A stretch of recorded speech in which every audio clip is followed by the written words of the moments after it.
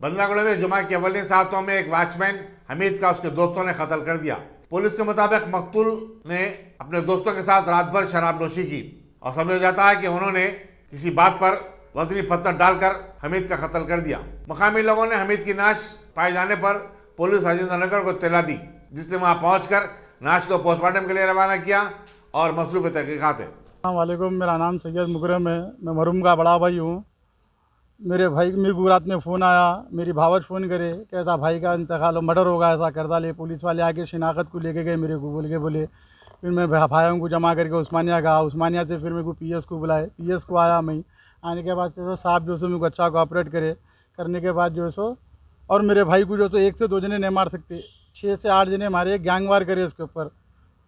और जो सो हाथ भी निकल गया उसका। अकेले नहीं मार सकते तो अकेला इन्हें डिफेंस कर लेता था। 1-2 जने भी रहे तो साहब हमको भरोसा है कि ये लोगों को और अरेस्ट करो, लोगों को और कौन है इसके पीछे, मर्डर के पीछे वो लोग होना हमारे साहब।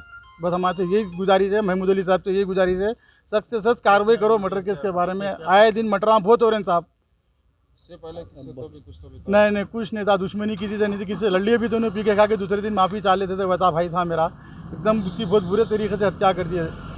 1 से 2 जने नहीं कर सकते इसको साहब। गैंग वार करे हुए इसके ऊपर, 8-10 जने मारे हुए इसको। मुंह पे गनेड है, हाथ काट डाले उसका, कमर में चाकू अटका डाले।